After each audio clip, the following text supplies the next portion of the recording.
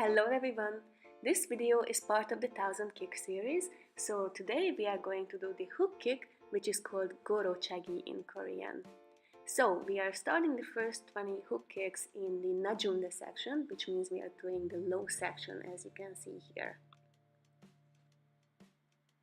The hook kick is a less popular kick traditionally, but it is a very effective kick, so I think it's very important for you to learn it.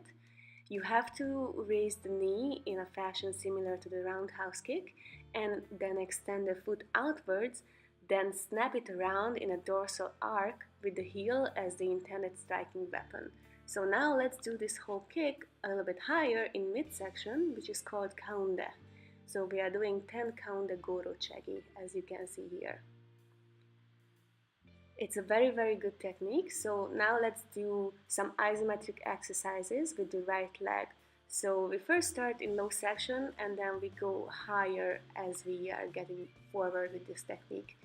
I'm doing it to KAUNDE and NAJUNDE section, so the mid and the high section, but you don't have to. Just try to raise up your leg and do the Goro Chagi a little bit slower than usual. This should be a snappy kick, but the isometric exercises are very important.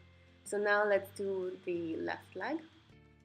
So as you can see here, we strike with the heel from the side. It's either the flat of the foot in sparring or just the heel when you are doing the technique alone.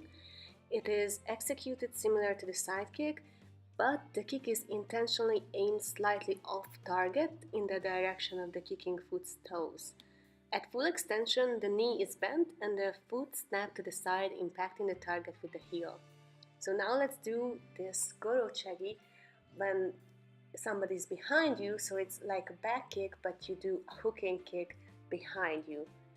First start with the NAJUNDE section, and then we are moving upper a little bit to the KAUNDE section, and at the end we are going to do the NAJUNDE section. That's very good, so let's do this together. It is very important that you look behind you before you do a kick. So turn your head first, look at the target and then kick. Ideally it's best that you look and raise your knee high up, and then when you actually see the target, that's when you do the kick. The same applies to the back kick. So let's try to practice this in this way. And now let's do 20 KAUNDE Goro Chagi. And first try to just do it very slowly so you can actually feel how this kick should be performed. As you can see here, it's a good way just to raise up your knee first and look, and then slowly straighten your leg. But you can lose your balance, just like I did, if you are, not having the correct position.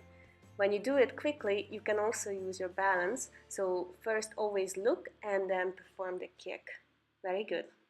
So the hook kick is mainly used to strike the jaw area of the opponent. So you have to practice this to the high section eventually.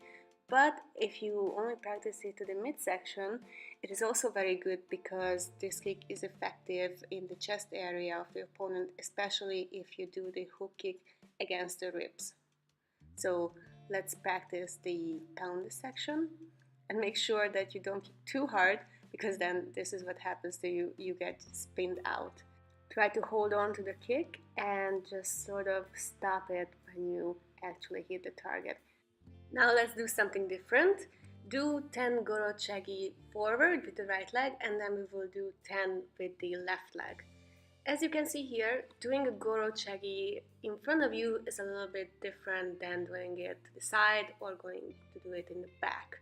So there are many variations of the hook kick, and they are generally based on different footwork. So it could be the rear or the front leg when you do the Goro Chagi.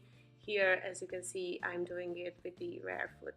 You can do the Goro Chagi with the front foot, of course, and you can always figure out whether you want to do a half pivot, an oblique, dropping, or a spin back, and more.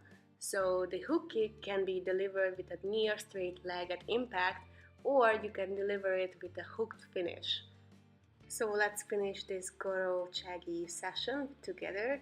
I know it's a very difficult kick, but please practice it to both sides and do both the right leg and the left leg and do the Goro Chagi behind you and in front of you. Thank you for watching.